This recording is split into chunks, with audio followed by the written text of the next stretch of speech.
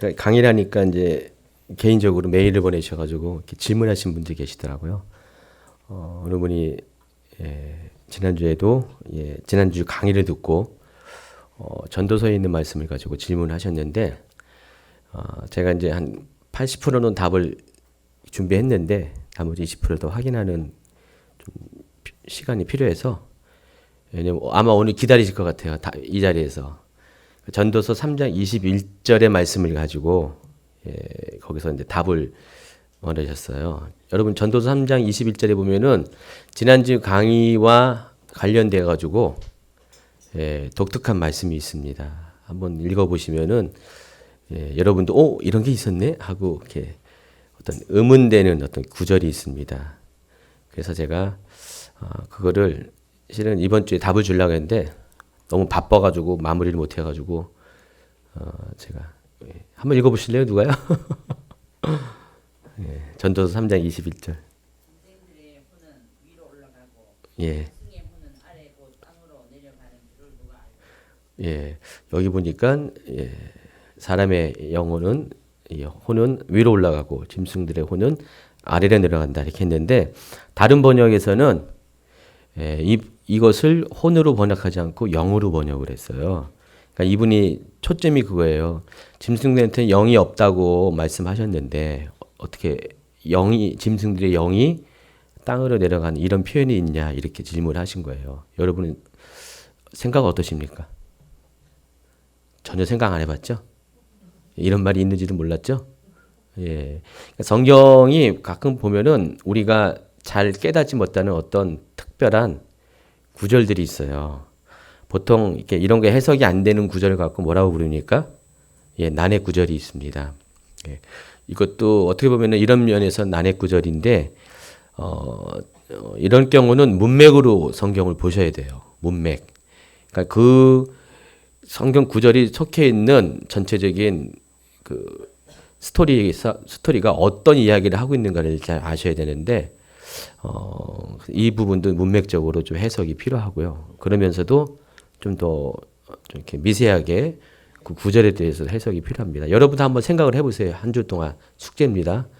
숙제해가지고 저도 나름대로 더 제가 답을 내려야 될 것 같아요. 왜냐면 답을 주시는 분이 별로 없는 것 같아요. 그런 어떤 제가 다 찾아봤어요.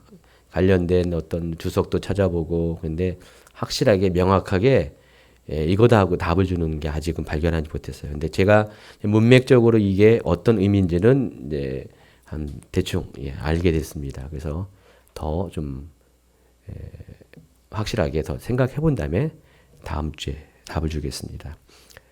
오늘 답을 기다릴 것 같아서 제가 이야기하는 겁니다. 자, 오늘은 인간의 영혼육에 대해서 지난주에 다 이야기를 못했고요. 그래서 오늘 나머지 부분 오늘 이야기하겠습니다.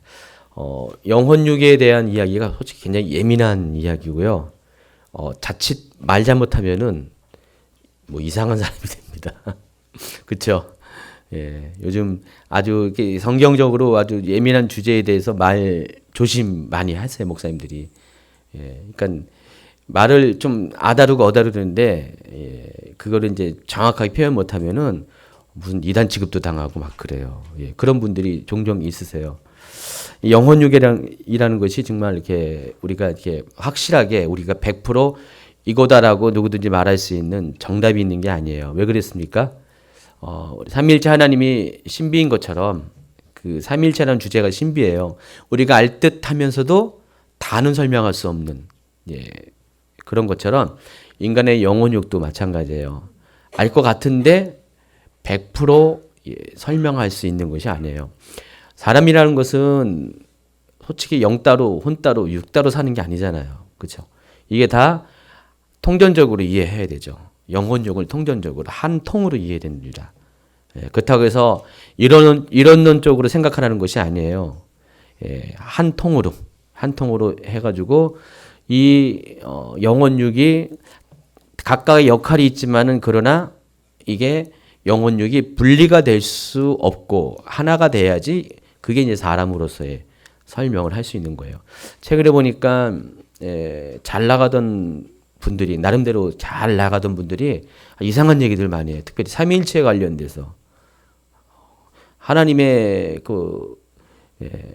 예수님의 신성과 인성에 대해서도 이상한 얘기를 하신 분도 있고 또 삼일째 하나님을 완전히 그냥 다른 존재로 이렇게 설명하는 분들이 있고요. 하면서 그런 것 때문에 좀 이렇게 좀 이상하게 엇나가는 분들이 많아졌어요. 참 요즘 들어서 참 제가 의아해요.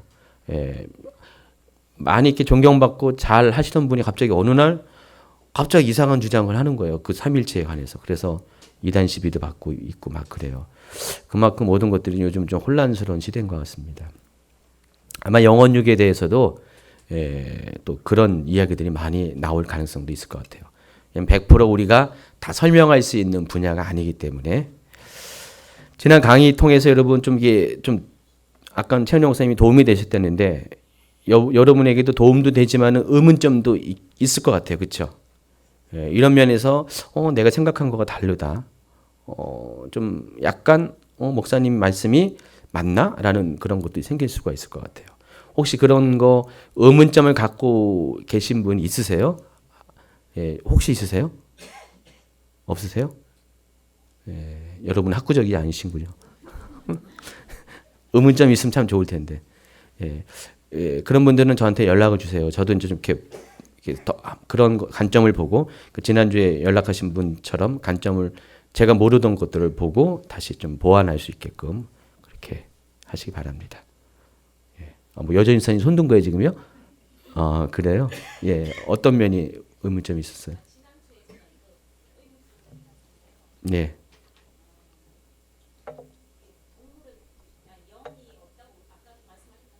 네. 예.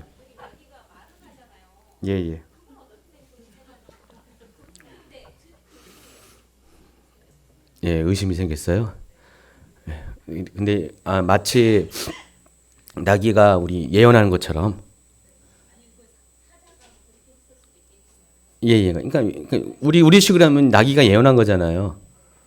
하나님의 영이 임해가지고 우리에게 하나님의 영이 임해가지고 예언한 것처럼 나에게도 하나님의 영이 임해가지고 예언한 거잖아요. 예, 그렇죠? 오늘 아마 여기 이 강의 가운데 답이 나올 것 같은데요. 잘 들으세요. 지금 다 얘기하면 또 설명을 해야 되니까 아마 강의 가운데 이야기가 나올 것 같습니다. 자, 그러면은 지난 강의하고 이어지는 겁니다. 오늘은 인간의 영에 대해서 좀 이야기하겠습니다. 영이 어디에 있어요, 여러분? 영이 어디 있습니까? 인간의 영이? 양심에 있어요? 어디 있다고 생각하십니까? 위치적으로. 머리? 내 배? 저도 몰라요. 인간 안에 어딘가 있습니다.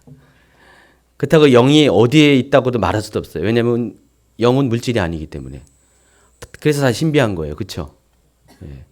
그러나 인간과 연관되어 있어요. 그 사람과 연관되어 있죠. 저 사람의 영은 저 사람 안에 있고요. 이 사람의 영은 이 사람 안에 있습니다. 그렇죠? 그러니까 이 영이라는 것은 육체의 범주에서 벗어나지 않는 것이 사실이에요. 그렇다고 해서 육체에 어디에 있냐 말할 수도 없어요. 그렇죠? 이 부분은 혼도 마찬가지죠. 그래서 이게 참 신비한 거죠. 비밀스러운 거죠. 그럼에도 불구하고 어쨌든 간에 우리 안에 있는 건 사실이에요. 영은. 그러나 때로는 우리의 영이 우리를 벗어날 수도 있죠. 그걸 뭐라고 합니까? 유체이탈이라고 합니다. 입신한다고 하죠. 우리가 입신할 경우 우리의 육을 벗어나요. 우리의 영은. 그렇죠? 벗어나서 우리의 영이 하늘나라에 갈 수도 있고요. 영은 물질이 아니기 때문에 이 시공간을 초월해서 통과해서 하나님이 계신 보좌로 순식간에 시간 개념이 없는 그 짧은 시간에 바로 갈 수도 있고요. 그래서 영은 우리 몸에 있으면서도 우리 몸과 또 구속되지 않고 아주 자유스러운 거죠.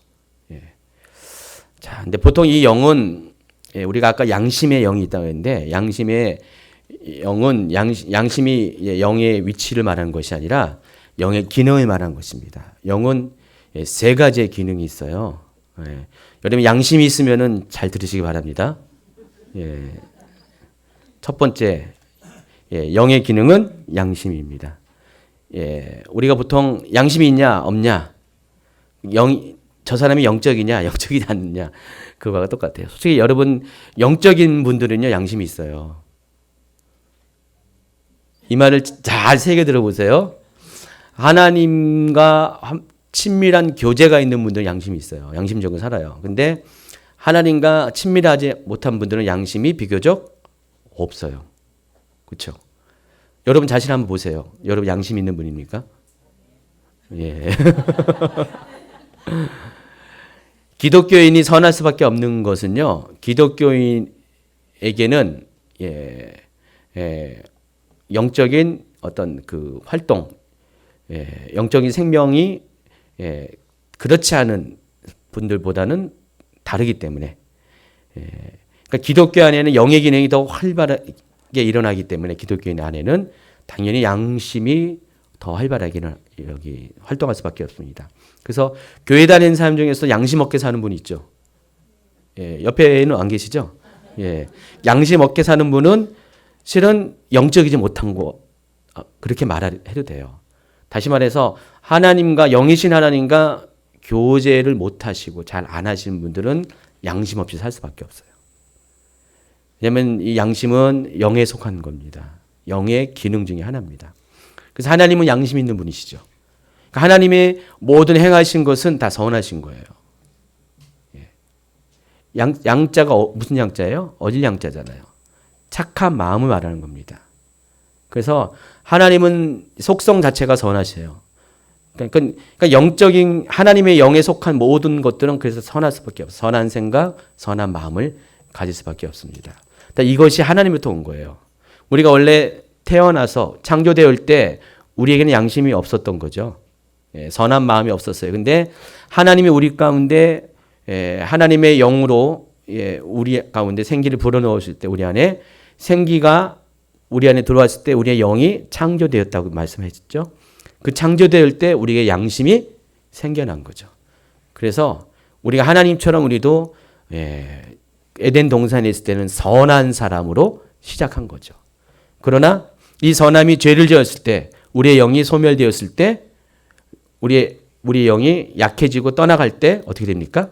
죽을 때 우리의 선한 양심도 약해지고 없어지고 그러니까 그때부터 악한 행동들이 나올 수밖에 없는 거죠. 이해하시겠죠? 그래서 여러분이 하나님과의 관계가 친밀해지면 친밀해질수록 가까워지면 가까워질수록 하나님의 은혜에 깊이 들어갈수록 여러분은 원하든 원하지 않든 간에 양심적인 사람이 돼요. 그렇죠? 아무리 생각해도 내가 하나님의 은혜가 있을 때는 우리가 딴 생각 안 하죠. 딴 짓 안 하고요. 악한 마음 안 품어요. 근데 하나님과의 은혜가 예배가 단절되면 그때부터 양심에 어긋나는 행동들을 많이 하게 됩니다. 그래서 영의 첫 번째 기능은 양심입니다. 그러니까 내가 양심적인 분들이라고 생각하는 분 여러분은 영이 지금 활성화된 거예요. 두 번째가 영의 기능은 직관의 기능이 있습니다. 직관은 그냥 아는 거. 보통 우리가 영혼육을 뒤에 설명하겠지만 관계를 설명하겠지만은 이야기할 때 그러니까 어디에 있다고 말할 수 없지만은 우리 안에 있어요. 근데 우리 안에 가장 깊은 곳에 있는 것이 우리의 영이고요. 그 영을 둘러싼 게 혼이고요. 그 혼을 둘러싼 게 육입니다. 그래서 우리가 모든 정보들을 어떻게 듣습니까? 우리의 오감을 통해서 보고 듣죠. 그래서 귀를 통해서 이야기하는 걸 듣고 이 귀에서 그러니까 육을 통해서 듣는 거죠. 육을 통과해서 어떤 정보가 들어오면은 내 마음에서 이것을 어떻게 됩니까? 판단을 하고 분석을 하게 되잖아요. 그리고 이제 이것이 내 마음 속에서 어떤 생각을 정리한 다음에 다시 입을 통해서 나가게 돼 있죠. 여러분은 안 그러세요? 저만 그래요? 반응을 하셔야 되는데 그러면 그렇다고 아니면은 뭔 말인지 이해를 못 하셔서 그런 것인지 다 이해하시겠죠? 예, 그래요. 그러니까 이런 과정이 있어요. 일련의 과정이 있습니다. 육을 통과해서 내 혼에 어떤 정보들이 들어와서 다시 나가는 거죠. 근데 이 직관이라는 것은 육과 혼을 통과하지 않는 거예요. 그냥 곧바로 영으로 느껴지는 것입니다. 그러니까 여러분의 생각을 통과하지 않는 거예요. 여러분이 무슨 뭘 본 것이 아니에요. 어느 장소에 딱 들어가요, 여러분이요. 정보도 없어요. 전혀 낯설은 곳인데 갑자기 여러분이 뭔가가 확 느껴지는 게 있죠. 특별히 영적인 부분에 있어서. 그게 직관이에요. 갑자기 딱 들어왔는데 여기는 뭐가 이상하다. 예. 남들은 전혀 느끼지도 못하는데 어떤 특별한 분은 그렇게 이렇게 하신 분이 있어요. 예. 영적인 분이라서 그래요. 그러니까 영의 기능 중에서 직관이 많이 이렇게 발달한 분이라서 그렇습니다. 그래서 혹시 내가 그렇습니다 이렇게 생각하는 분 계세요? 예. 누가 손 들었어요? 김지민 선생님? 예, 살살 직관이 막 돼 있어요. 예. 실은 이제 이 영이 이렇게 활발하게 일어나는 분들은요, 육과 혼이 약하면은 영이 더 발달해요. 여러분 이제 뭐 이렇게 아픈 분들이 있죠. 혹시 이제 이렇게 눈을 이렇게 시력을 잃어버린 분들은 어때요? 뭐가 발달되어 있습니까?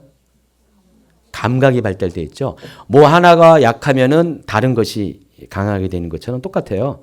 우리 육과 혼이 약해지면은 영이 더 예민해질 수밖에 없어요. 그러니까 영은 그대로 있었던 건데 다 나머지 육과 혼이 기능이 약하기 때문에 영의 기능이 더 두드러지는 경우가 되는 겁니다. 그래서 아까 전도사님은 어떻게 보면은 그런 게 있을 수가 있어요. 딴 게 약해서. 네. 근데 이제 보통 이제 영적으로 많이 예민한 민감한 분들이 있어요. 누구 것 같아요? 최은영 목사님 같은 경우. 최은영 목사님 같은 경우도 저는 전혀 감지하지 못하는데 딱 감지해요. 저는 때때로 그게 불편해요. 갑자기 위기감이 막 나는 그냥 좋은 게 좋은데 살고 있는데 갑자기 뭘 느끼는 거예요. 전혀 왠지 그런 얘기하면 불안해요. 뭐 좋은 것도 얘기할 때도 있지만은 대부분 이 직관이 이렇게 발동할 때는 안 좋은 것에 대해서 갑자기 딱 뭘 느끼는 거예요. 그러면 그렇게 되어질 때가 많이 있거든요. 근데 물론 그 직관을 통해서 미리 예방하고 예비하고 그런 쪽으로 많이 사용을 해요, 보통은. 그런데 자주 가면 기분은 나빠요. 모르면은 그냥 약인데 알면은 사서 고생하는 거 있잖아요. 그런 심정 이해하십니까? 예. 실은 그런 어떤 것들이 직관의 기능입니다. 그래서 이 직관의 기능이 좀 발달한 분들이 있어요. 그러니까 양심이 발달한 분이 있고 직관이 발달하니까 그 영의 기능 중에서도요. 또 세 번째가 영교라고 합니다. 교자라는 것은 커뮤니케이션을 말하는 겁니다. 영적인 교통. 그러니까 영적인 세계와 소통할 수 있는 능력을 말하는 것이죠. 근데 이 영적인 세계가 꼭 하나님만 속한 겁니까? 아니죠. 영적인 세계 모두를 말하는 것이에요. 마귀도 여기도 해당하고요. 그래서 이왕이면은 하나님과의 영적인 소통이 좀 발달하면 좋은데 때로는 어떤 분은요.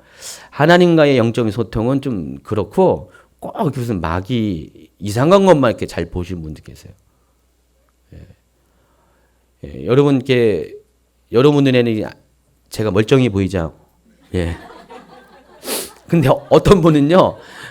영적으로 목사님이 강단에 서 있으면은 제가 그렇다는 게 아니라 어느 목사님은 이렇게 그 눈에 있는데 도둑들 있잖아요. 만화 같은 데 보면 이렇게 쫙 이렇게 띠가 검은 띠가 도둑이라는 거죠. 그 목사님이 눈을 아무리 뒤집고 봐도 막 그렇게 보이고요. 그냥 그런 것도 보이는 분이 많이 있어요. 근데 선한 것은 잘 못 보고요. 악한 것만 보는 분들 간혹 계십니다. 근데 저희 같은 경우는 악한 거는 저는 특별히 악한 거는 거의 안 봐요. 안 보여요 하나님이요. 선한 것은 보이게 하는데 근데 이런 어떤 이 영적인 것들이 굉장히 민감한 분들은요 실은 이제 이런 부분에서 영적인 세계와 좀 소통력이 일반 분보다 좀 달라요. 그래서 좀 이렇게 하나님과의 관계도 좀 달라요. 남들은 잘 하나님에 대해서 듣지도 못하고 보지도 못하고 느끼지도 못하는데 이 영적인 커뮤니케이션이 그러니까 영적인 능력들이 이렇게 좀 활성화된 분들은요.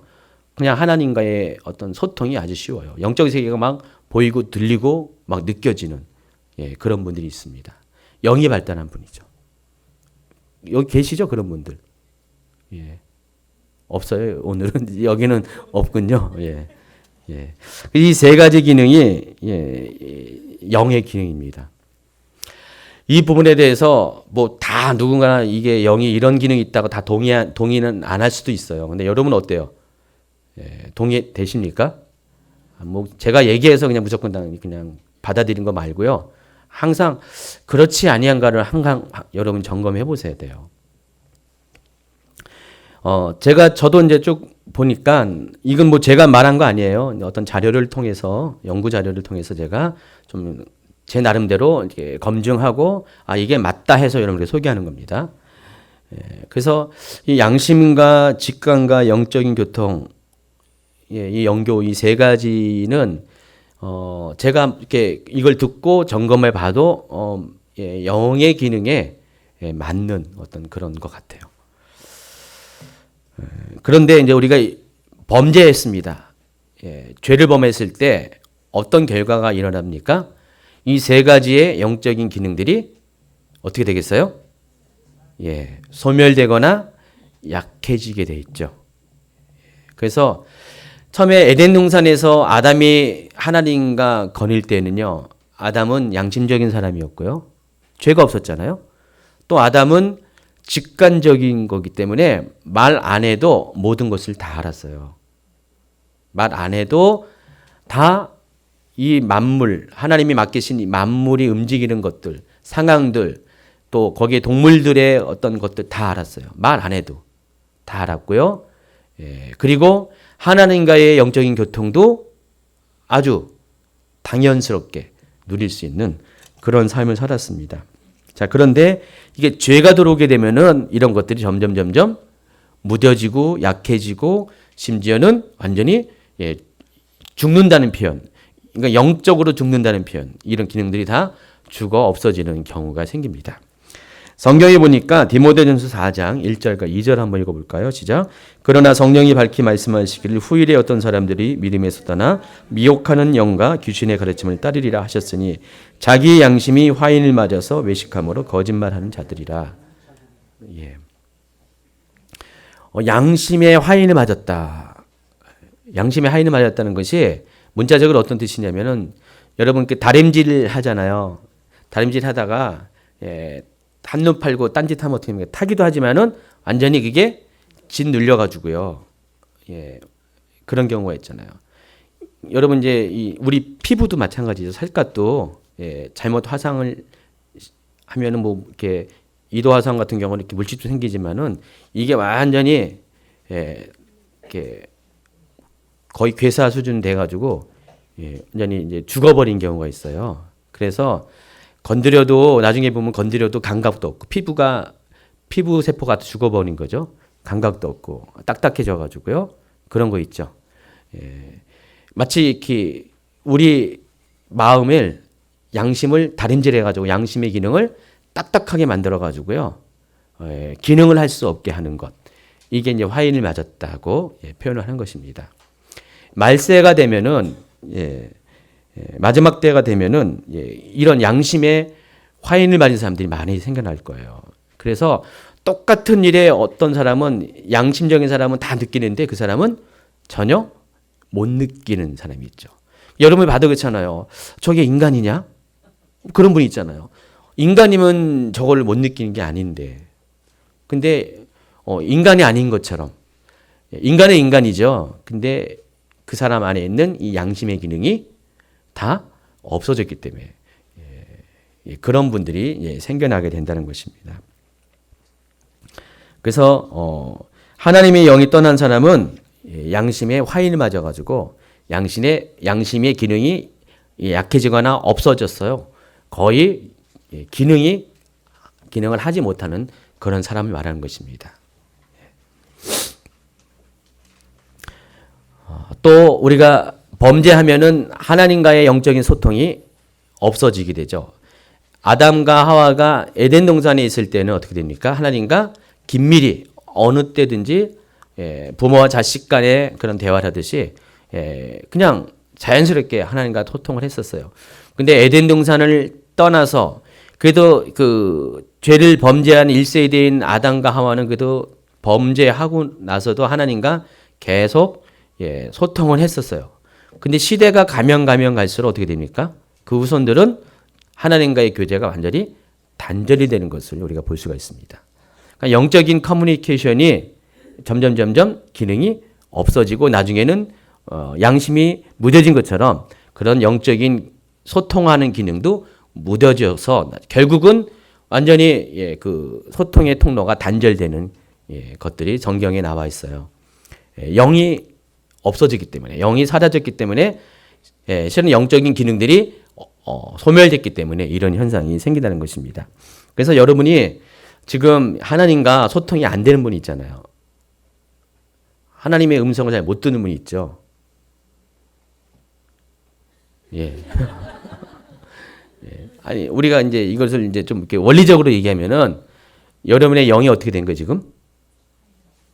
아니, 화인까지는 이렇게 너무 이렇게 비참하게 말하지 마시고. 여러분 잘못 아니에요. 여러분 처음부터 그렇게 태어났기 때문에 그렇죠. 나중에 여러분 뱃속에서부터 여러분 예수 믿은 거 아니거든요. 여러분 태어나고 나서부터 이제 하나님을 이제 인격적으로 받아들이면서 영적인 사람으로 바뀌는 거거든요. 어느 날 성령을 완전히 여러분이 체험할 때는 여러분의 영이 거의 활성화돼 가지고요. 살아나 가지고 그때부터 하나님 음성을 듣는 것이 가능한 거죠. 이전에는 하나님이 말씀하셔도 여러분의 영이 잘 캐치하지도 못하고 또 그것을 받아들일 수 있는 능력도 없기 때문에 때로는 뭐 이렇게 어떤 사람은 듣기도 하긴 하지만은 아주 간헐적이고 의미가 없는 경우가 많고, 그러나 이제 여러분이 성령 안에서 새로워진 사람이 되면은 영의 기능이 갑자기 활성화돼 가지고 꽃을 피워 가지고 그때부터는 하나님의 음성을 듣기 시작하는 거예요. 그래서 지금 하나님의 음성을 만약에 듣고 계신 분이 있다. 하나님 음성이 여러 통로가 있는데 귀에서 쏘곤쏘곤 되는 거 하나님 음성 아니고요. 실은 여러분의 이 마음 안에서 말씀하시는 하나님의 음성을 말하는 겁니다. 그 마음 안에서 말씀하신 하나님의 음성이 들려진다. 그러면 여러분은 영이 지금 살아난 거예요. 활성화된 거예요. 제가 보건대 이 영은요, 아주 활성화될 때가 있고 약해질 때가 있고 상황 달라요. 여러분이 하나님과 얼마큼 친밀하냐에 따라서 영적인 교통을 추구하냐에 따라서 여러분의 영이 활성화되기도 하고요. 때로는 뭐 이런 집회 있잖아요. 여러분의 영을 막 증가시키게 하는 그런 집회 있잖아요. 매일 그냥 하는 게 그냥 찬양하고 예배하고 그냥 불러불러 하고 뭐 하면서 분위기 자체가 막 그런 데 있죠. 그런 데 있으면 실은 어느 정도 여러분의 영이 활성화되는 건 사실이에요. 가령 여러분이 아주 추운 날씨 있잖아요. 이렇게 바깥에 추운 날씨에 있어 보세요. 추운 날씨에 밖에 나가가지고 뭐 이렇게 불을 피우세요. 불이 똑같은 화력인데도 약하죠. 근데 뜨거운 날씨에 불을 펴보세요. 똑같은 화력인데도 그 불 기운이 세고 활성화되는 것처럼 그래요. 그러니까 그런 영적인 분위기가 똑같은 거예요. 반대로 어떤 교회는요, 추운 바깥의 날씨처럼 아주 차갑고 냉랭한 데 있잖아요. 그런 교회도 있잖아요. 그런 데에서는 영이 활성화될까요? 활성화 안 되죠. 그래서 여러분 집에 있을 때는 냉랭했다가 교회만 오면 갑자기 막 활성화되는 분이 있죠. 환경이 그래서 그런 거죠. 그래서 여러분 이게 예배를 자주 참석하세요. 좋아요. 자주 참석하면은 여러분 영이 훨씬 더 활성해요. 제가 봐도 예배를 이렇게 빼먹지 않고 꼬박꼬박 잘 나오신 분들은요, 굉장히 빨리빨리 영적인 사람이 돼요. 맞죠? 예. 분위기가, 예, 불때는 분위기에 들어오니까 여러분의 영이 점점 활성화되는 거예요. 온도 차이에 따라서 우리의 수증기가 되는 그 물리적인 것도, 예, 다르거든요. 온도가 차가우면은 수증기가 잘 발생을 덜 하죠. 근데 온도가 뜨거우면은 수증기가 더 많이 이렇게 올라가는 것처럼 발생되는 것처럼 여러분의 영적인 것도 똑같은 원리가 있다는 것입니다. 그래서 불 때는 곳 자주 가시고, 근데 이상하게 불 때는 곳 가지 마세요. 예. 이상한데 불 때는 건 아니고 정상적으로, 예, 불 때는데, 예, 자주 여러분 노출하시기 바랍니다. 또 사람에게 영이 없거나 죽어 있다면은, 예, 인간은 영이 가져야 되는 유익한 기능을 사용할 수가 없어요. 그래서 여러분이 이제, 예, 영이 활성화되면은 영이 가져주는 유익한 기능이 아까 얘기했던 양심과 직관과 이런 영적인 교통이, 예, 이런 기능들이 여러분이 아주 유익하게 사용할 수가 있어요. 여러분에게 이런 것들이 기능들이 활성화되면 좋은 거 되게 많거든요. 그렇죠? 예. 일단은 하나님과의 교제가 수월해지니까 여러분의 신앙생활에 답답함이 없잖아요. 그냥 하나님 하면은 바로 하나님의 응답이 딱 들리는 거예요. 그래 왜? 하면서 아주 친밀하게 하나님 이게 이런데요. 하나님 그러면 그래 알았어 하면서 바로바로 스트레스 받을 것도 없어요. 그렇잖아요. 하나님과 교제가 있으면 얼마나 좋아요. 뭐 그냥 전혀 활성화 안 되기 때문에 어떤 문제가 생기면 그것을 알기 위해서 그냥 별수를 다 써도 알지 못하고 그냥 이상한데 가도 뾰족한데 답을 못 내고 고민하는 분이 있어요. 그러다가 이제 가끔 가다가 이제 그런 분이 이제 뭐 그런 이런 영적으로 이렇게 좀 활성화된 사역을 하는 좀 이렇게 건강한 사역을 하시는 어떤 사역자들, 예, 누구라고 말 못하지만은, 예. 그런 분한테 잠깐 가가지고 상담을 해요. 상담을 해가지고 물어보면은 답이 너무 쉬운 거예요. 내가 이제 고민하고 답을 풀지 못했던 미해결된 숙제들이 갑자기 그냥 한 5분, 10분 만에 딱 해결돼요. 너무 좋잖아요. 근데 실은 이미 여러분도 그것을 그렇게 할 수가 있어요. 그러니까 여러분 안에 영이 활성화되면은요, 이런 영적인 기능들에 주는 유익들을 여러분이 충분히 누릴 수가 있다는 것입니다. 그래서 영적인 것을 좀 사모하시기 바랍니다. 예, 사모하시면서 여러분의 영이 활성화되어야 돼요. 예, 그래서 요한복음 6장 63절도요. 예, 살리는 것은 영이라고 그랬어요. 우리 인간을, 예, 살아나게 하는 것, 온전케 하는 것들은, 예, 육보다는 여기 보면 육은 무익한다 그랬는데, 예, 영이 살아나야지 모든 것이 살아나는 거죠. 육이 아무리 좋아도 활성화돼도 영이 죽어 있으면은 기능을 발휘하지 못하면은, 예, 무익한 겁니다. 자, 영에 대해서는, 예, 이렇게만 얘기하고요. 인간의 혼에 대해서 좀 얘기하겠습니다. 혼은 한마디로 말하면 뭘 말하는 거죠? 여러분의 마음을 말하는 것입니다. 예, 혼이 마음이라는 것에 대해서는 거의 대부분 아마 동의하실 거예요. 예, 뭐 기타 의견이 있습니까? 반대 의견이 있으십니까? 예, 예, 혼이 마음을 가리키는 것이라는 것에 대해서 반대하시는 분 있으세요? 예, 없으신 줄 알고 진행하겠습니다. 마음은 어디 있다고 했죠? 예, 어딘가에 있어요. 우리 안에 어딘가에 있어요. 근데 실은 이 질문에 대해서, 예, 답을 이렇게 원하는 분들이 있더라고요. 그러니까 보통 그래서 이 마음은, 예, 두 가지 어떤 위치적인 설명이 가능해요. 예, 그래서 영어에서는 이것을 이렇게 표현합니다. 하트라는 단어를 표현해요. 하트가 어디에 있죠? 심장이죠. 심장 자체가 하트입니다. 예, 그래서 마음을 심장 안에 있다고 생각하는 분이 있고요.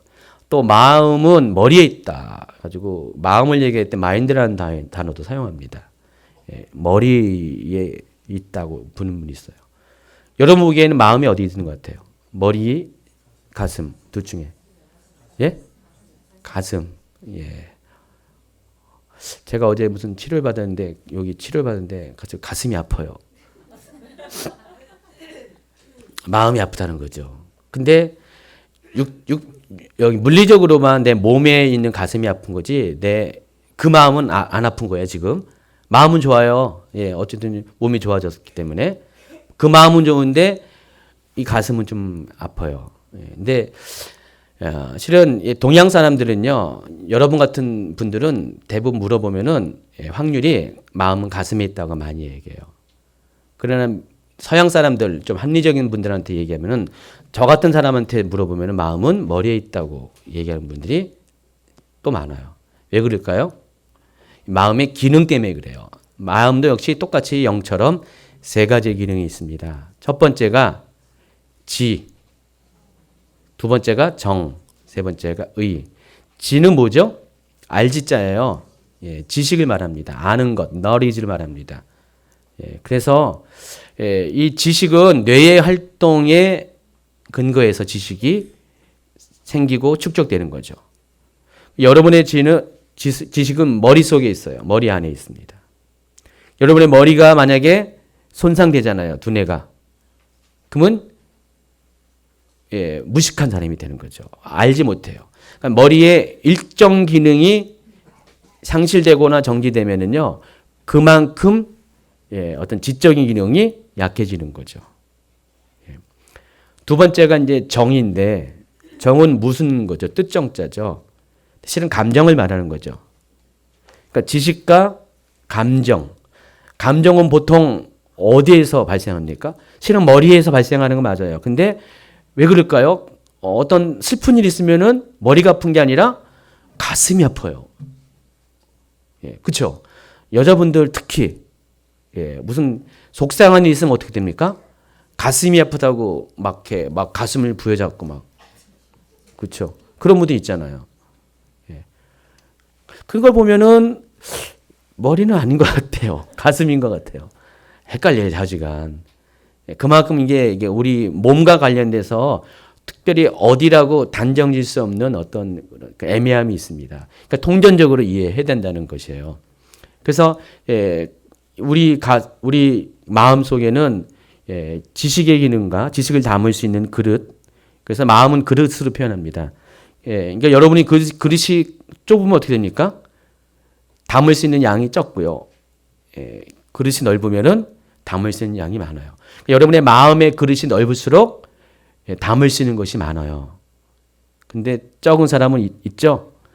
적은 사람은 담을 수 있는 게 작으니까 그런 사람에게는 사람도 담을 수 있는 숫자가 작고요.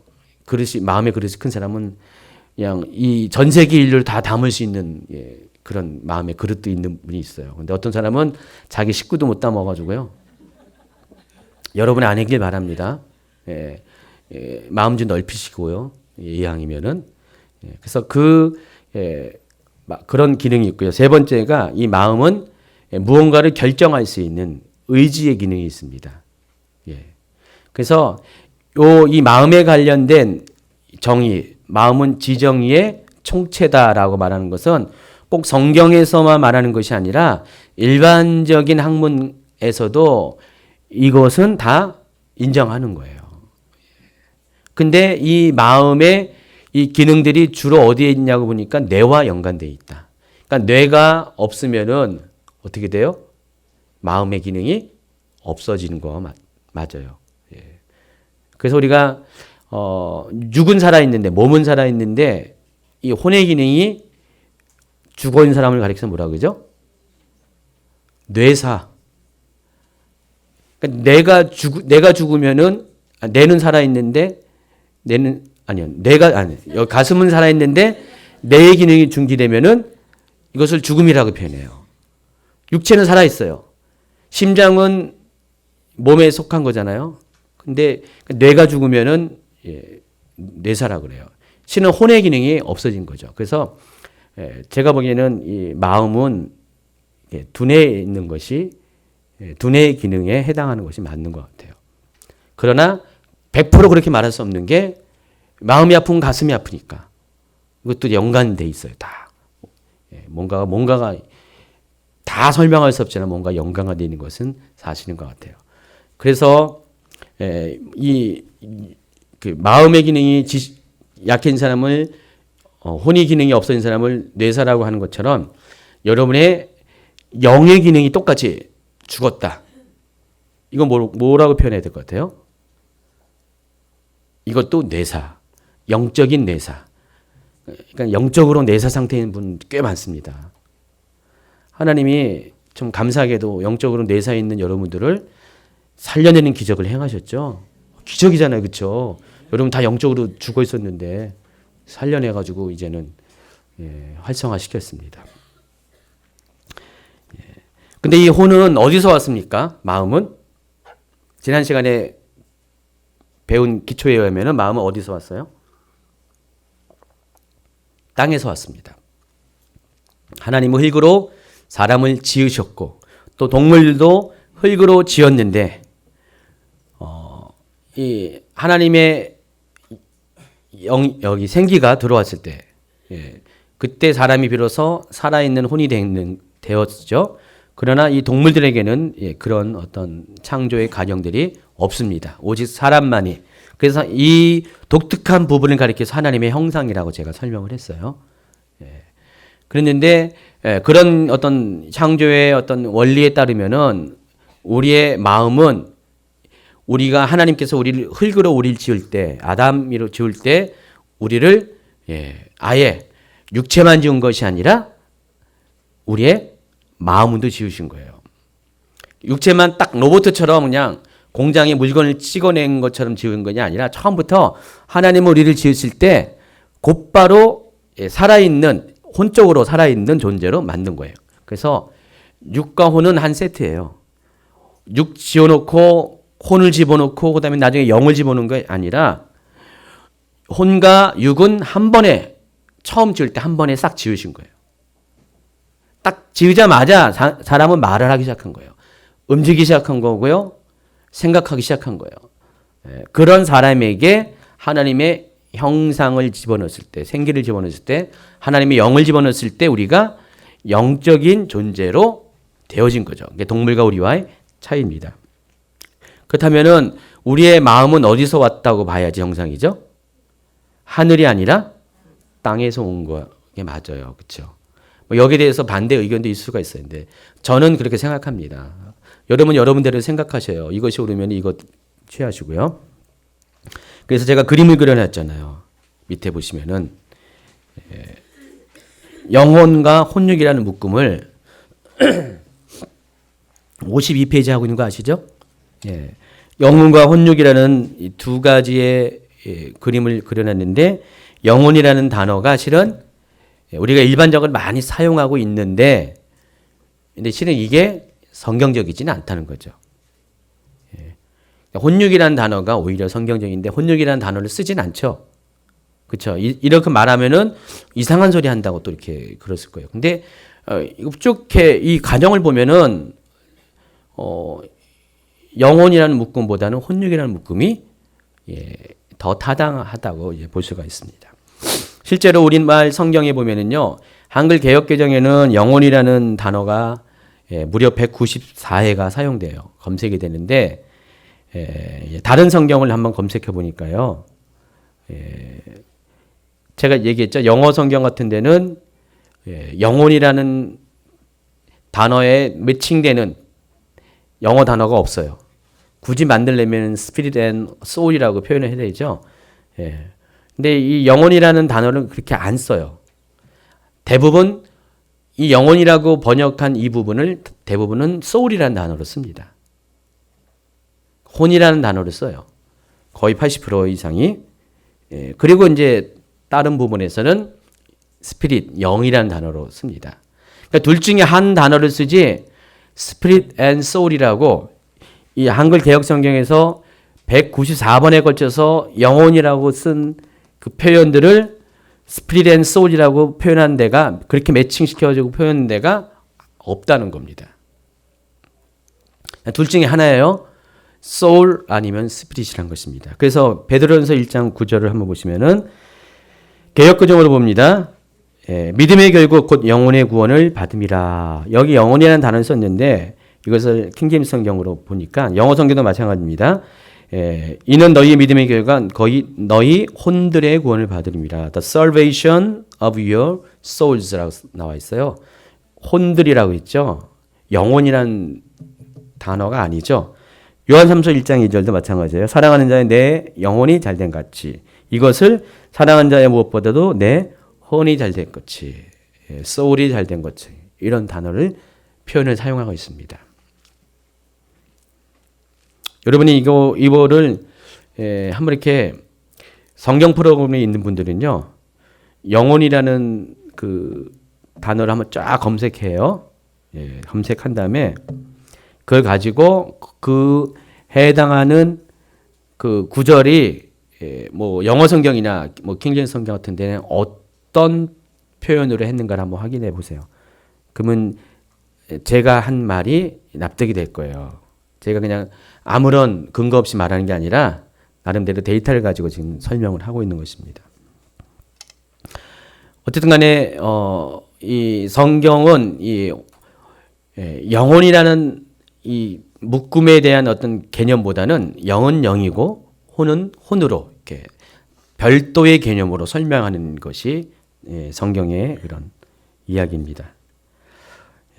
그래서 혼은 아까 설명한 것처럼 지정의 세 가지의 기능을 갖고 있고요. 자, 그리고 이제 혼을 의미하는 히브리어 단어가 있습니다. 네피시라는 단어를 쓰고요. 헬라어는 푸시케라는 단어를 씁니다. 이 두 가지는 전부 다 혼을 의미하는 단어예요. 근데 이 혼이라는 의미로만 사용하는 것이 아니라 혼적인 생명이라는 의미로도 사용합니다. 그래서 사도행전 15장 26절을 보세요. 우리 주 예수 그리스도의 이름을 위하여 생명을 아끼지 아니하며 여기 있을 때 이 생명이라는 단어가 실은 원래 의미는 혼을 아끼지 아니하며 이 뜻이라는 것이죠.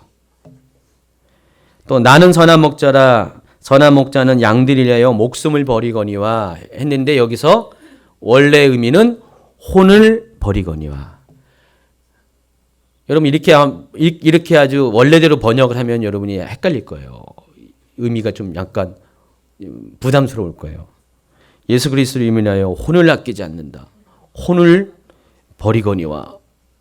근데 히브리 사람들은요, 유대인들은 성경의 주인공이 되면은 정경 시대의 주인공이 되는 사람들은 이 말을 할 때 이것을 못 알아들었다는 거죠. 여러분은 못 알아듣고 이상한 뉘앙스로 들리지만은 유대인들은 이 말을 할 때 이것을 알아들은 거예요. 목숨과 혼이 그들에게서는 같은 거예요. 여러분도 어느 정도는 이해하죠. 여러분이 혼이 떠났으면 목숨이 떠난 거죠. 그렇죠? 그렇게 이해하죠. 근데 단어를 이렇게 표현하니까 이걸 여러분이 좀 이렇게 좀 납득이 안 될 수가 있어요. 그러나 이게 정확한 어떤 원어에 근거한 설명이라는 것입니다. 그래서 혼은 인간의 생명 그 자체를 가리키는 거죠. 마음이라고도 이야기하지만 혼을 가리켜서 이 혼은 뭐라고요? 영적인 생명, 혼적인 생명을 말하는 것입니다. 그래서 혼은 마음으로도 설명하지만 사람 그 자체를 말하는 것이에요. 지난번에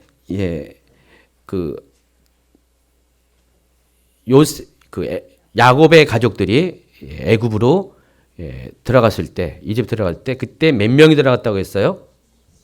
근데 그것을 명으로 표현했는데 원래 의미는 70혼이라고 그랬죠. 70혼이 들어간 거예요. 그러니까 우리 식으로 말하면은 70에 넋이 들어간 거죠. 무슨 귀신이 들어간 것처럼 그런 표현인 것 같은데 실은 그게 이제 히브리 사람들은 혼을 그 사람 그 자체로 보는 거예요. 그러니까 혼이 죽으면 사람이 죽은 거예요. 근데 그 우리나라 잘 따져보면 우리나라 의미하고도 이렇게 틀리지 않는 것이 맞아요. 근데 표현 자체가 우리에는 그것이 익숙하지 않아요. 좀 이상하게 들리는 겁니다. 레위기 2장 1절도 보세요. 누구든지 소재의 예물을 여호와께 드리려거든. 우리 이렇게 아주 멋있게 편안하게 읽었는데 여기는 어느 혼이든지 소재의 예물을 여호와께 드리려거든. 아, 이렇게 얘기하면 아주 이게 그쵸, 이상한 성경이네 막 그렇게 느껴질 거예요. 근데 이게 맞는 표현이라는 것입니다. 그래서 사람의 혼이나 혼적 생명을 그 사람 자신으로 보고 있습니다. 세 번째가 인간의 육입니다. 모시 4페이지로 넘어가 있습니다. 인간의 육은 영과 혼과는 달리 눈에 보입니다. 물질의 세계이며 감각이 가능한 겁니다.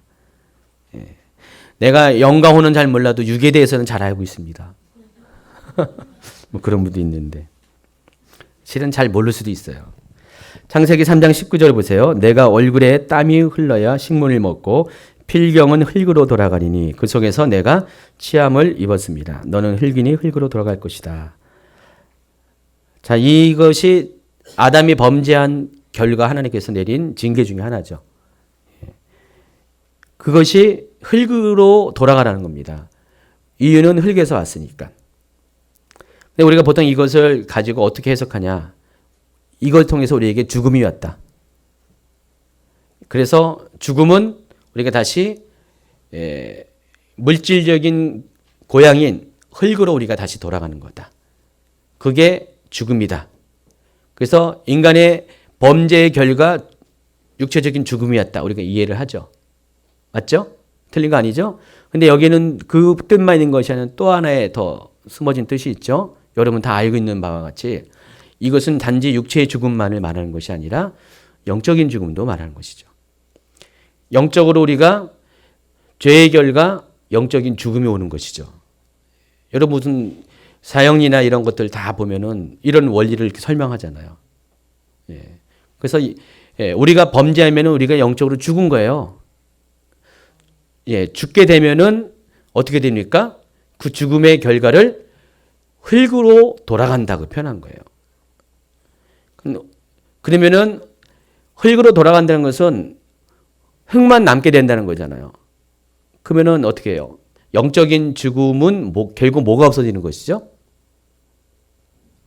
창세기 2장 7절에 생기가 없어지는 거잖아요. 생기가 들어올 때 우리가 영적으로 살아난 거잖아요. 그래서 a living soul이 된 거잖아요. 살아있는 혼이 된 거잖아요. 근데 이 영적인 죽음이 오면은 생기가 떠나갑니다. 하나님의 영이 떠나갑니다. 하나님의 영이 더 이상 우리와 함께 하지 못한다고 했어요. 이는 우리가 육신이 됐다 그랬어요. 흙이 됐기 때문에 우리가 흙의 존재가 되면은 육적인 존재가 되면 하나님의 영이 우리와 함께 할 수 없어요. 하나님이 떠나가면은 그때부터는 우리는 육적인 존재가 되는 거예요. 그렇다고 해서 우리가 흙이 되었다고 해서 사람 자체가 없어진 건 아니잖아요. 아까 뭐라고 했어요? 흙에는 두 가지의 요소가 있다고 했죠. 육과 혼인데 성경에서는 사람을 얘기할 때는 혼이라고 설명한다고 했잖아요. 이제 정리를 머리를 잘 이렇게 하셔야 돼요. 그렇기 때문에 우리 안에 하나님의 생기가 떠난다 할지라도 우리는 죽은 건 아니에요. 혼적인 생명이 그대로 남아 있는 거예요. 흙이 있는 한 우리는 혼적인 생명이 남아 있는 거예요. 그런데 성경 그것을 죽었다고 표현해요. 생명이 떠났다는 건데 우리 육체의 생명이 떠난 것이 아니라 푸시케가 떠난 게 아니라 뭐가 떠난 거예요? 영이 떠난 거예요. 르하가 떠난 겁니다. 그래서 하나님이 주신 그 영적인 기능들이 우리가 죽었다는 뜻이에요. 아까 얘기했던 양신, 직관, 영교 이 세 가지 기능들이 죽은 것을 말하는 것입니다.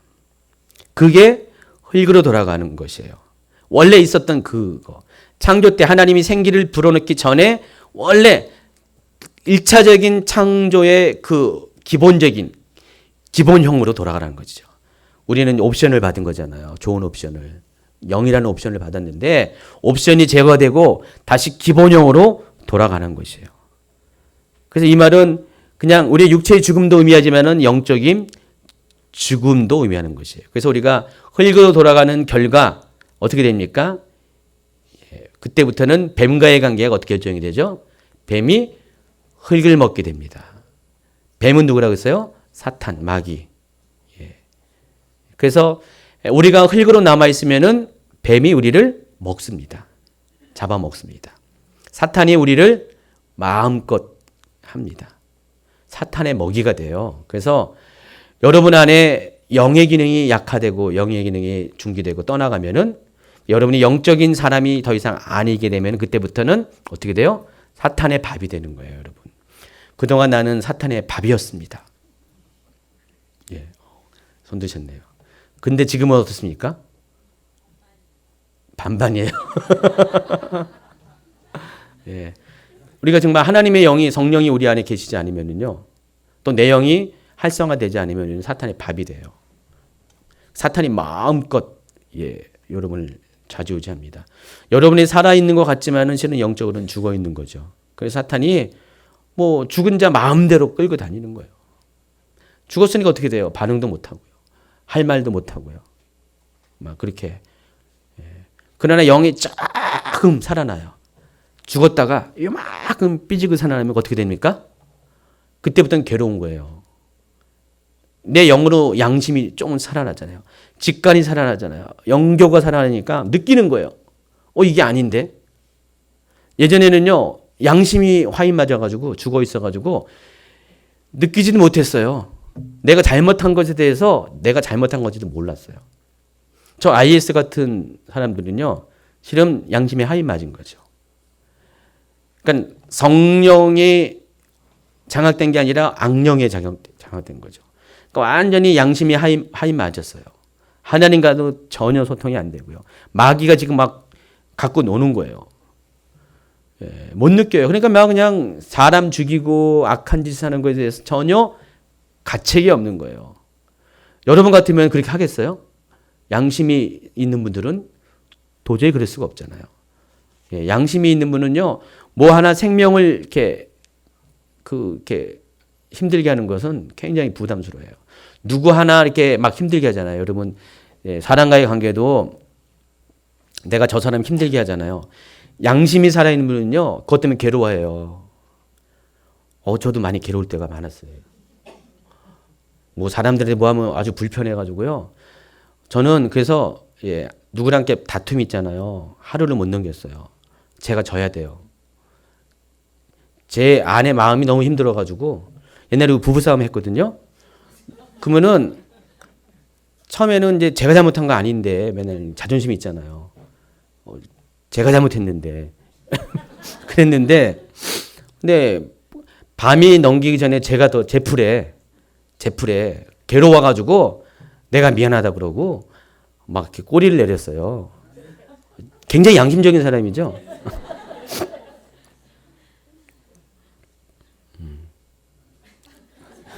왜요? 예? 아니에요. 지금 여기 머리가 좀 그래서.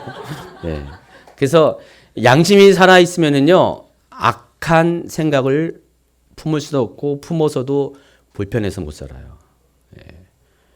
그래서 여러분 그 IS 같은 그런 또 살인자들은 그렇게 양심이 없어요. 영이 죽었기 때문에 양심이 없고 그렇게 살다가 어느 날 양심이 이제 영이 살아나게 되면은, 양심이 살아나면 그때부터 괴로워하기 시작해가지고 양심에 뭐라 그러죠? 가책을 느낀다 그랬죠. 이건 좋은 현상입니다. 양심에 가책을 느끼는 것은 내가 살아있다는 증거예요. 죽은 사람은 양심의 가책이 없어요. 근데 내가 자꾸만 이것이 잘못했다는 것을 느끼고 힘들어하고 마음을 아파하고 괴로워한다는 것은, 고민한다는 것은 여러분이 영적으로 살아나기 시작하는 거예요. 점점 영이 활성화되면 양심의 가책이 더 세지죠. 그럼 어느 순간에 결단하게 되죠. 그때서는 이제는 과거에 속했던 것들을 다 버리고 성령께만, 하나님께만 내가 올인하겠다는 그런 결정을 딱 해요. 그러면 그때부터는 하나님께서 여러분을 정말 영적인 사람으로 이렇게 만들어줘요. 그래서 여러분 자기 자신을 테스트가 가능해요. 내가 성령의 사람인가 아닌가? 내가 무슨 성령의 사람인 증거가 무슨 은사가 뭐 그냥 출중해가지고 그냥 뭐 환상도 보고 그냥 영적인 것들을 막 뭐 이렇게 보고 듣고 해서 그런 것이 영적인 사람이 아니라 실은 여러분 안에 양심과 직감과 이 영교의 기능들이 살아있는가로 확인하면 되는 거예요. 그러니까 아무리 그런 거 잘해도 양심 없는 사람들은 영적인 사람이 아니에요. 많잖아요, 그런 분들. 보고 막 떴다 봤다 하는데도 하는 행동은 전혀 양심적이지 않아요. 온갖 악한 일을 막 골라서 하는 분들이 있어요. 아닙니다. 그 영적인 사람이 아닙니다. 마귀도요, 떴다 보게 할 수 있습니다. 그렇죠? 예, 그거는 오히려 마귀한테 붙잡혀서 마귀의 사역자지 하나님의 사역자가 아니죠. 하나님의 사역자는 기본적으로 선량해야 돼요. 착해야 돼요. 선한 마음을 품고 아프고 힘들고 하는 사람들에게 궁일한 마음을 품는 것이 하나님의 사역자고, 이런 것이 영적인 사람이죠. 6을 얘기하다가 갑자기 또다시 0으로 갔는데, 그래서 6은 영과 혼과는 달리 죄의 결과 고통과 죽음을 경험합니다. 예. 영과 혼은요, 영원해요. 혼이 비록 이 땅에서 왔지만은 물질 세계에 매여 있는 것이 아니기 때문에 영원해요. 언제까지 영원하신지 아십니까? 영이 없어도 혼도 영원해요. 나중에 심판의 때, 백보자 심판에 넘어서 영원한 그 둘째 사망에 갈 때, 그때도 혼은 같이 가는 거예요. 그때 여기 육이 부활되면서 혼이 같이 가죠. 영원해요. 그러나 육은 한계가 있어요. 이 세상에 살 동안 한계가 있고, 육은 어떤 고통을 느끼고 죽음을 느낄 수가 있다는 것입니다. 창세기 3장 16절에 보니까 여자에게 이르시되 내가 내게 임신하는 고통을 크게 더하리니 내가 수고하고 자식을 낳을 것이며 너는 남편을 원하고 남편은 너를 다스릴 것이니라. 여러분, 아담과 하와가 창조되었을 때 에덴 동산에서 애를 낳았을까요? 안 낳았을까요? 성경에는 애를 낳았다는 기록은 없어요. 예. 근데 가인과 아벨이 언제 태어났죠? 에덴 동산에서 벗어나서. 그렇죠? 예, 그건 뭐 틀림없는 사실이에요. 근데 에덴 동산에서 몇 년 동안 거했을 것 같아요. 예. 성경에 보면은 아담이 가인과 아벨을 몇 살에 낳았다고 나와 있나요? 제가 생각을 안 나는데. 셋은 몇 살에 낳았다는 것은 나와 있는데. 여러분 그런 거 전혀 생각 안 해봤죠? 거기 보시면은 셋을 몇 살에 낳았다 그랬어요, 아담이. 어쨌든 간에 그 아담은 에덴 동산에서 적어도 셋을 낳기 이전, 그러니까 최대한 셋을 낳는 그 나이, 그게 아마 130이에요. 예. 130이죠. 근데 가인과 아벨이 그 셋을 낳기 전에 죽었잖아요. 그럼 가인과 아벨이 성인이 돼서 죽었으니까 가인과 아벨은 아마 아무리 저기 날짜를 띄어도 아담이 100살 뭐 정도, 최소한 100살 정도에는 낳았을 가능성이 많죠. 그럼 아무리 길게 잡아도 아담은 에덴 동산에서 100년 이상을 살지 않았어요. 그렇죠? 별 이상한 걸 계산하냐고요? 그렇죠? 예, 저는 이제 좀 약간 좀 독특한 거 계산하는 걸 약간 좋아합니다. 예, 제 얘기는 우리는 보통 아담이 에덴 동산에서 살아가는 그 날수에 대해서 구체적으로 안 따져 보니까 무슨 뭐라 그러죠? 그 옛날에 그 손오공에 보면은 무슨 도사 같은 옥황상제가 천국에서 그냥 시간도 없고 개념도 없는 그런 시간을 보낸 것처럼 생각하는데, 그게 아니라 아담은 에덴 동산에서 우리가 사는 것처럼 똑같이 실제하는 공간과 시간과 환경 가운데서 나이를 먹으면서 살았다는 거예요. 그러니까 아담이 처음에 창조될 때 엄마 뱃속에서 나오지 않았지만은 바로 창조될 때가 나이가 카운트되는 거였어요. 그래서 아무리 길게 잡아도 아담은 100년 동안을 100년 동안을 에덴 동산에서 살았다는 거죠. 그러니까 100세에 이르기까지. 이해하시겠죠? 예. 그 이후에 이제 가인과 아벨을 낳고 셋을 낳고 이런 식의 이렇게 됩니다. 그래서 그 가운데서 아담과 하와가 애를 낳고 싶었으면 낳을 수가 있었을 거예요. 왜냐하면 하나님 처음부터 아담과 하와에게 완벽하게 그냥 우리가 살고 있는 이 인간으로서의 모든 기능을 다 할 수 있게 처음부터 주셨어요. 처음부터 줬기 때문에 애를 낳고 살 수 있으면 충분히 낳았을 거예요. 근데 성경에 에덴 동산에서 애를 낳았다는 기록이 없기 때문에 그때는 애를 안 낳은 거예요. 제가 왜 설명하냐면은 처음부터 하나님이 여러분에게 여자분들에게 애를 낳았을 때 애를 낳는 고통을 안 준 게 아니라는 뜻이에요.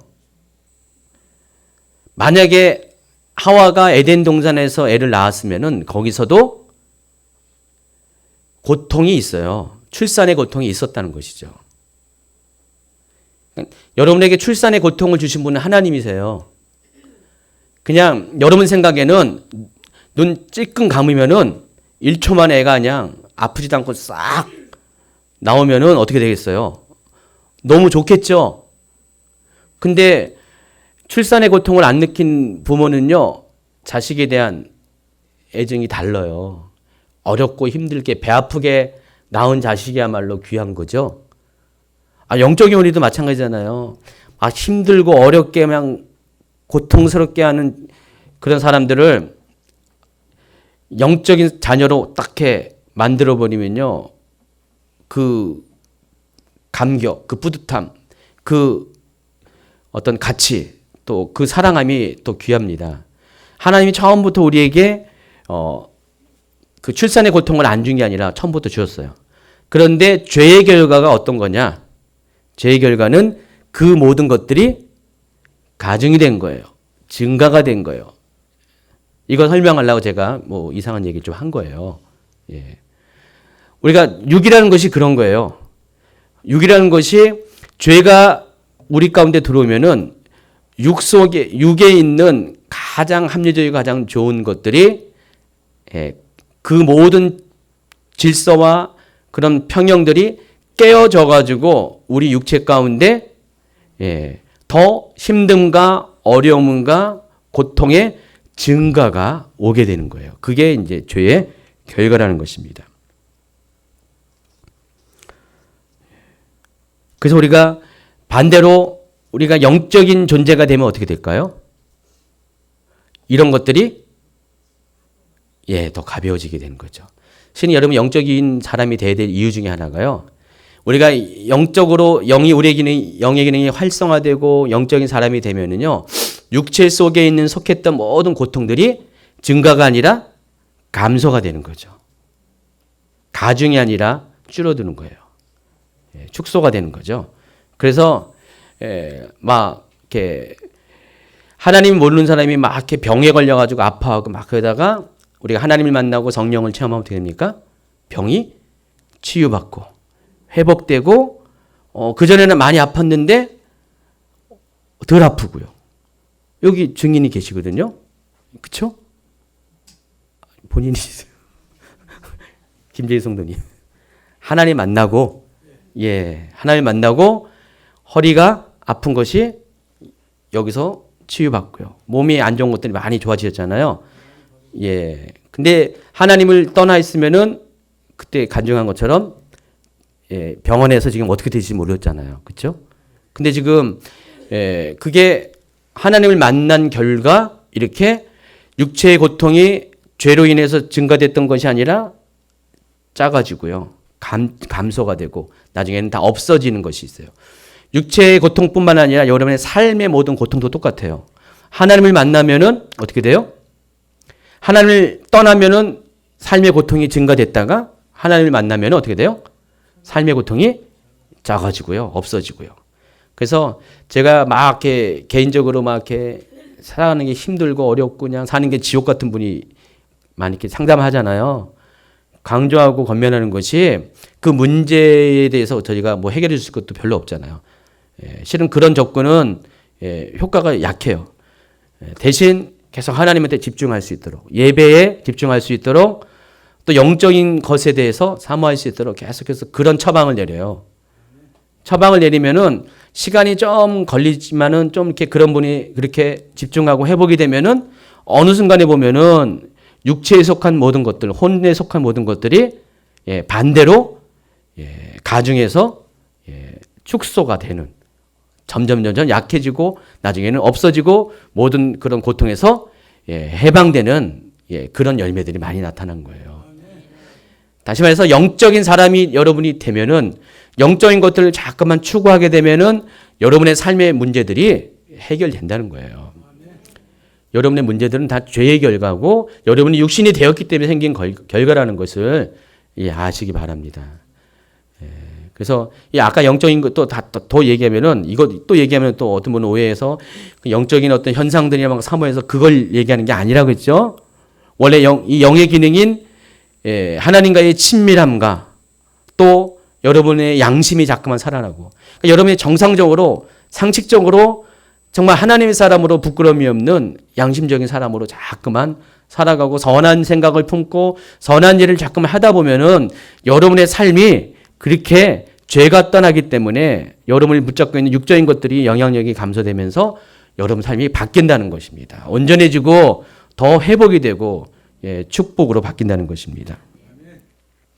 그래서 뭐 인생 문제 다 해결하는 것처럼 막 이렇게 뭐 여기 오면은 다 무슨 문제 다 해결했는 간판 붙어 있는 데 있잖아요. 거기 가서 해결되는 게 아니라는 거 아니래요. 거기 가서 뭐 예언 한번 받았다고 기도 한번 받았다고 해결되는 것이 아닙니다.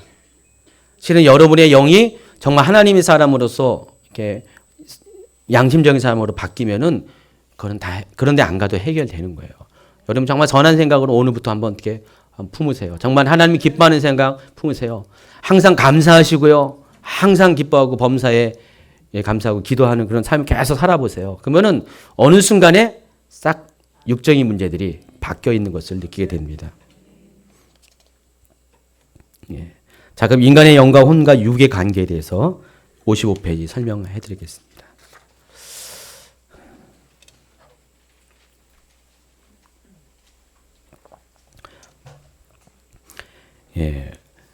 이게 또 오해가 있을 수가 있는데 뭐 이것도 100% 정답이 아니에요. 여러분 참조하시기 바랍니다. 굳이 어떤 공간적으로 영과 혼과 육을 이렇게 여러분이 이해할 수 있게 표현하자면은 이 그림에 있는 것처럼 육 안에 혼이 있고 혼 안에 영이 있습니다. 그러니까 영을 둘러싼 것이 혼이고 혼을 둘러싼 것이 육입니다. 아까 집사님이 질문을 아까 저한테 했죠. 이 질문에 대해서 답이 이제 아마 요즘 하다 보면 나올 거예요. 나오는데 자, 육은 제가 컴퓨터로 이야기할게요. 설명을 합니다. 컴퓨터로 따지면은 육은 컴퓨터의 하드웨어와 같아요. 하드웨어는 뭐죠?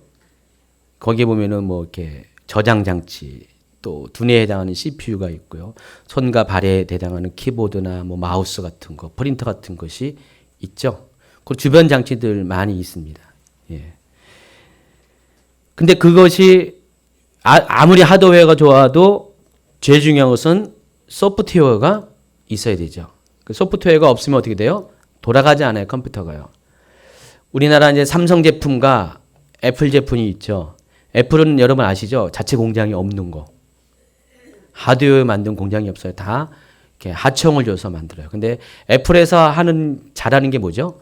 소프트웨어를 잘하는 거예요. 디자인하고 소프트웨어를. 그러니까 경쟁력이 있죠.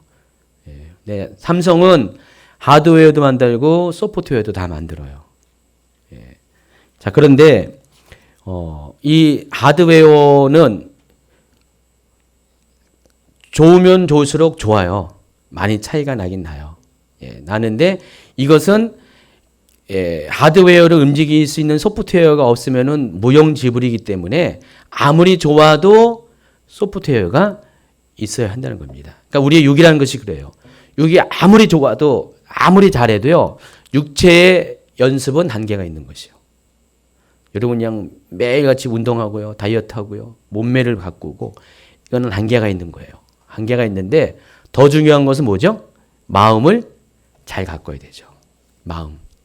그래서 마음을 그러니까 이거는 세상 사람들도 다 알아요. 그래서 마음에 대해서 많이 강조해요.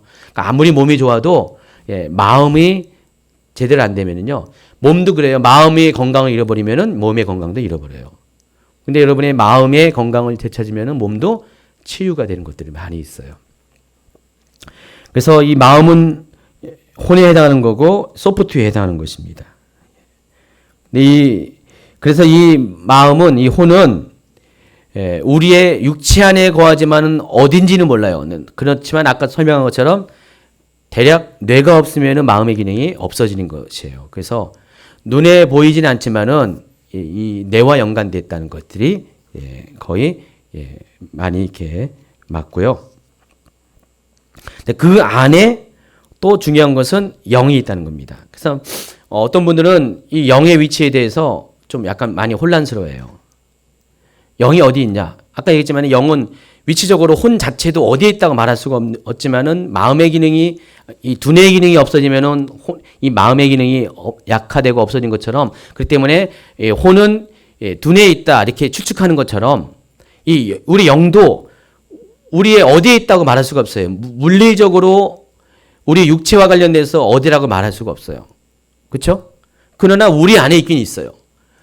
그러나 때로는 이 영은 떠나기도 하잖아요. 이탈돼 가지고 분리가 돼 있을 수도 있고 막 그러잖아요. 근데 그 영은 그럼 어디에 있냐? 저는 이 영을 이제 마음 안에 있다고 봐요. 그러니까 마음은 이제 그릇과 같아요. 그릇과 같은데 마음의 영을 담을 수 있는 그릇이라고 저는 봅니다. 왜 그러냐면은 제가 이제 마음에 관련돼서 이제 우리 제자훈련 때 이제 설명했지만은 마음은 이제 객관적인 중립적인 존재로 설명을 했어요. 객관적인 존재라는 것은 뭐냐면은 내가 마음을 결정하는 게 아니에요. 또 뭐가 결정해요? 여러 마음은 누가 결정해요? 물론 내가 결정한다고 하지만은 실은 내 안에 있는 생각이 결정하는 거예요. 그러니까 마음의 생각이 어떠하냐에 따라서 사람이 결정이 되는 거죠. 그러니까 여러분의 껍데기가 중요한 게 아니라 여러분 속에 있는 마음의 생각이 여러분을 주관하는 것이에요. 그래서 그 안에 정말 좋은 생각, 선한 생각이 들어가면 어떻게 해요? 여러분, 선한 사람이 되는 것이에요. 바울은 디모데에게 뭐라고 했습니까? 선한 양심을 가지라고 했는데 이 선한 양심이 뭐죠? 여기서 그 선한 양심은 실은 선한 생각을 말하는 거죠. 선한 생각을 하는데 그 선한 생각은 하나님으로부터 오는 거잖아요. 하나님으로부터 오는 선한 생각을 가지라는 건데 그것을 마음 안에 그것을 가지라는 거예요. 그러니까 내가 이것을 갖고 안 갖고는 내가 선택할 수가 있는 거죠. 그렇죠? 그래서 마음의 생각을 들어오고 관리하고 또 내보내는 것들은 마음 안에 있는 내 기능이에요. 의지의 기능이에요. 의지의 기능인데 근데 그 의지의 기능을 가지고 선택하고 분석하고 판단하고 적용하는 것이 내 마음의 기능인데 이 마음을 결정하는 것은 결국은 뭐예요? 내 안에 들어오는 생각이 어떠하냐에 따라서 내가 결정이 돼요. 근데 생각의 출처가 많죠. 우리가 하나님의 음성을 듣는 그런 훈련을 받으면서 우리 안에 하나님의 음성이 들어오는 출처가 몇 군데 있다고 그랬죠. 그 중에 하나가 뭐라고 했어요? 하나님으로부터 오는 것, 또 마귀로부터 오는 것, 그리고 내 안에 있는 내 생각. 보통 이렇게 잡죠. 근데 하나님으로부터 오는 것은 뭐라고 했어요? 선한 생각. 마귀가 터준 것은 악한 생각.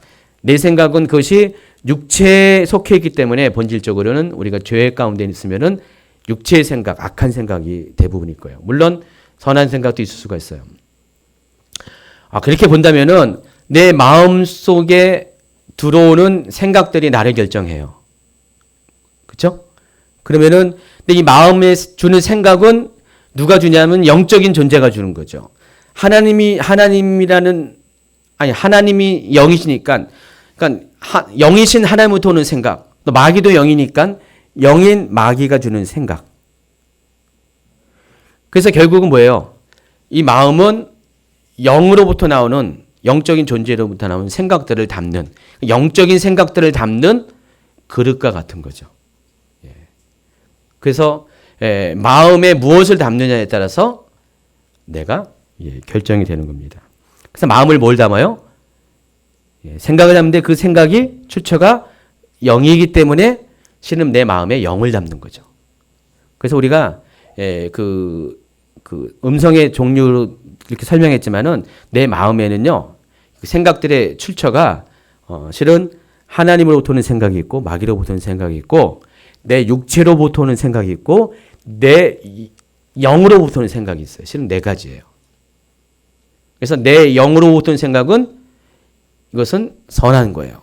하나님 오는 것도 선한 거고 두 개는 선한 거고 두 개는 나쁜 거예요. 그러니까 하나님부터 오는 생각과 내 영이 주는 생각은 선한 거고 마귀가로부터 오는 것과 내 육체로부터 오는 생각은 악한 거예요. 이 생각들이 내 마음이라는 그릇 안에 혼재되어 있어요. 짬뽕되어 있어요. 그래서 내가 이것을 선택하는 거예요. 어떤 생각을 취하느냐에 따라서 내가 결정이 되는 거죠. 그리고 이 생각을 내가 어떻게 내보내냐에 따라서 내 행동이 결정이 되는 것이죠. 그래서 여러분이 영적 싸움을 한다는 것은 내 마음속에 있는 이 생각들이 여기 마음의 그릇 안에 있는 생각들이 많이 혼재되어 있는 것들을 막 골라내는 거예요. 가지고 너 나가 안 나가 죽을래 막 이런 거 있잖아요.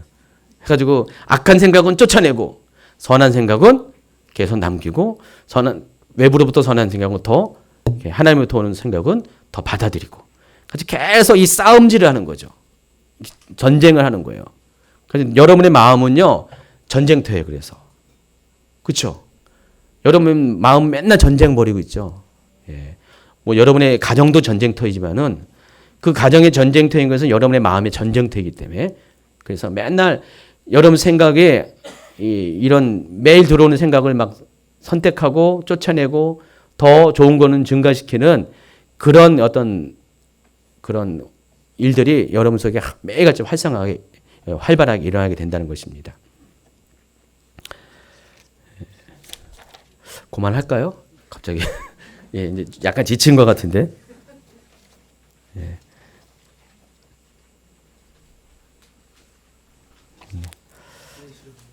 예? 약간 지쳤죠? 그럼 제가 빨리 해서 끝내겠습니다. 그래서 여러분 이제 57페이지 넘어가 보세요. 그냥 바로 넘어가겠습니다. 그래서 우리가 영적인 사람이다, 육적인 사람이다라고 할 때는요, 이 기준을 뭘로 잡아야 되냐면은 여러분의 마음을 잡아야 돼요. 실은 제가 영을 많이 강조하고 있는데 영보다 더 중요한 것이 여러분의 마음이에요. 혼이에요. 그래서 내 마음이 무엇을 선택하냐에 따라서 내가 결정하는 거예요. 그러니까 내 마음, 곧 혼이 영을 선택하면 나는 영에 속한 사람. 내 혼이 육을 선택하면 육에 속한 사람. 이런 책 들어봤죠? 영에 속한 사람. 유명한 책이 있습니다. 3권으로 된 책이 있는데 영에 속하려면 내 마음이 영을 선택하면 돼요. 그리고 또 내 마음은 육을 선택하면 나는 육에 속한 사람이 되는 것이죠. 그래서 결국은 내 마음먹기에 따라 결정이 되는 거죠. 여러분의 혼을 관리 잘해야 돼요. 그러니까 영을 잘 관리한다는 것은 여러분 영성 관리는 실은 가장 기본은 여러분의 마음 관리예요. 혼 관리. 여러분의 혼을 어떻게 관리해야 되냐. 마음을 일단은 청결히 해야 되죠. 그리고 청결히 된 마음의 그릇에 여러분의 생각들을 잘 분별해서 선별해서 좋은 생각들, 영적인 생각들, 하나님부터 오는 생각들만 잘 취해서 그것만 잘 활성화시키면 여러분 영적인 사람이 된다는 것입니다. 또 영과 혼과 육의 관계를 잘 설명해 주는 것이 바로 성전의 비유입니다. 성막의 비유입니다.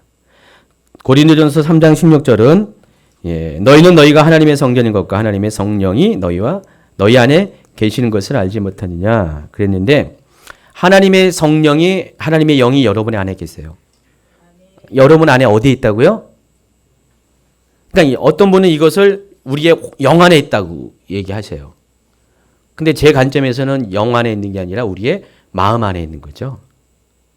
그러니까 우리의 마음 안에 하나님이 거하시는 것이죠.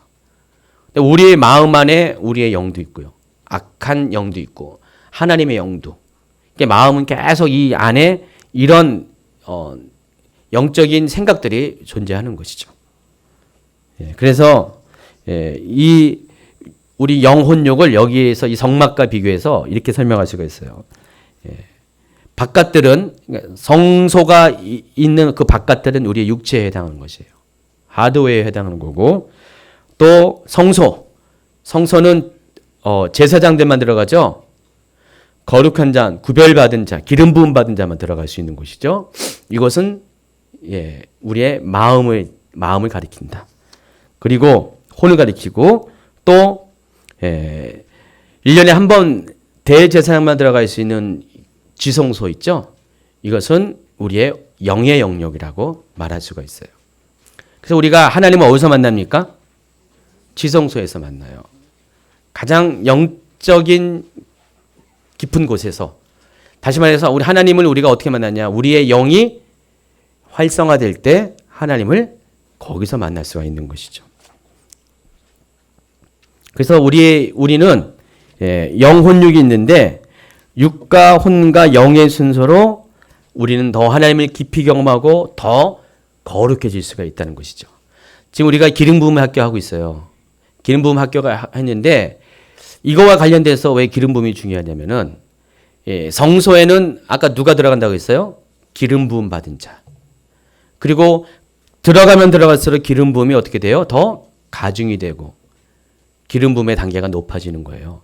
그래서 우리가 기름 부음은 목적이 거룩함을 위한 것이 기름 부음이라고 했어요. 기름을 바름으로써 부음으로써 우리가 거룩해지는 것, 구별되는 것.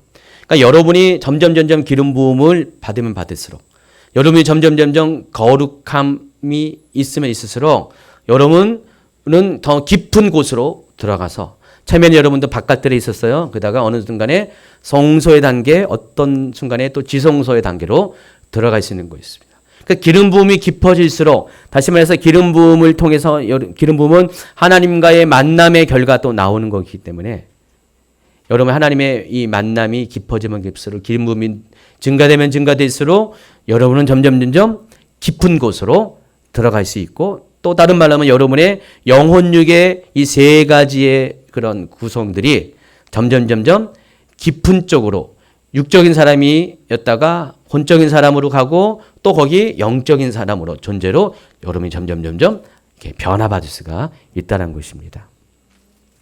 그래서 기름 부음을 받을 때 여러분이 이렇게 주목해야 될 것은 내가 기름 부음에서 내 몸에 어떤 현상이 나타나는 거 주목하는 것이 아니라 어떤 육체로 느껴지는 기름 부음에 매이는 것이 아니라 내가 기름 부음을 받을수록 점점 내 마음이 거룩해지고 정결해지고 점점 하나님의 사람으로 내 안에 정화되는 것, 내가 지성소에 이룰 수 있는 그런 사람으로 되는 것들을 여러분이 사모하시기 바랍니다.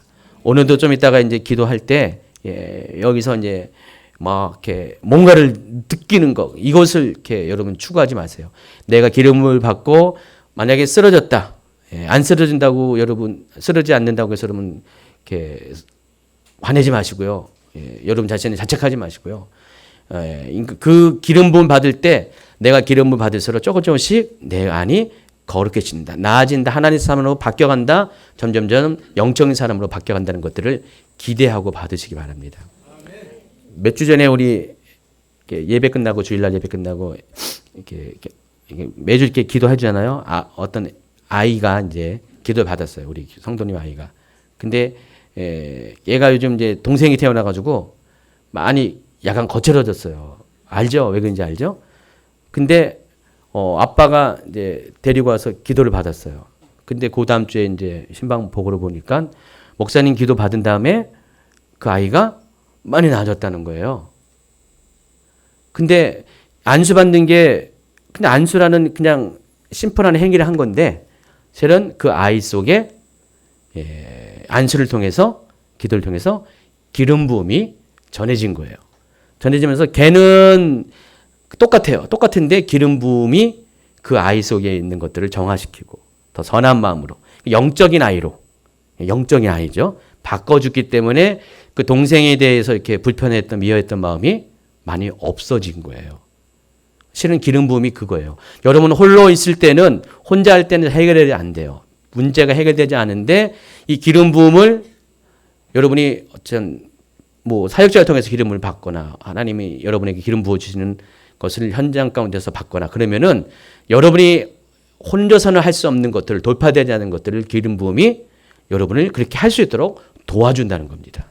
그래서 기름 부음이 중요한 거예요. 자, 뒤에 원래 하면은 또 1시간 얘기되는데 제가 아주 그냥 짧게 끝내버렸습니다.